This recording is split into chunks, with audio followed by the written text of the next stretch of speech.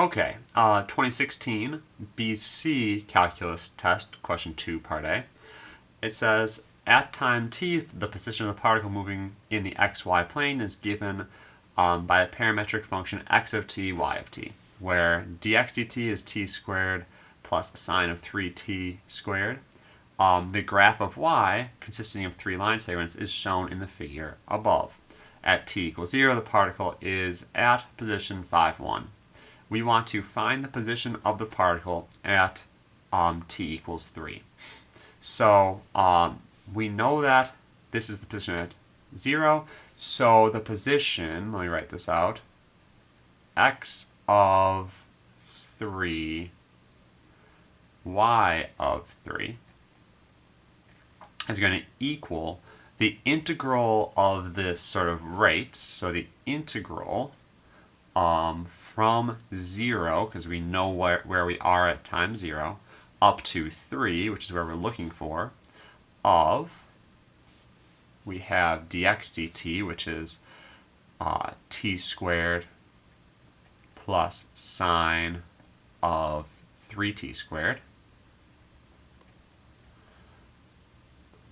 And y of t is given here. Let's see, the graph of y. We already know where we are, so I'll just put dy dt. I'm not going to need to do anything with that, and we do plus 5, 1. Okay, so we already can just look at y of 3. We know the graph of y consists of 3 line segments, so we just go to time 3, go here, and y of 3 is going to be negative 1/2.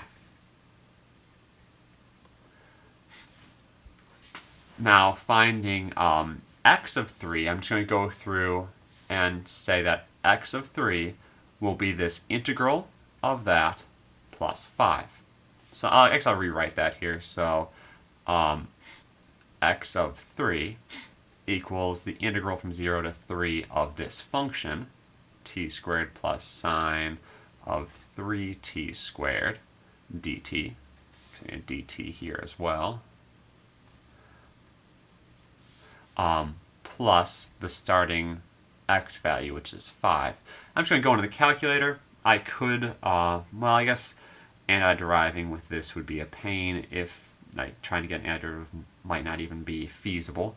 But it's easy to get a numerical answer through the calculator, so I go ahead and say, okay, I'm going to do the integral of x squared plus the sine of 3x squared with respect to x from 0 to 3, and add on my starting x value, which is 5. Does a little bit of work for me.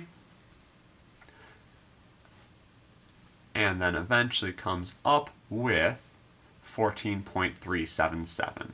So let me go ahead, say, all right, so 14.377, and that's where we'll be at time 3.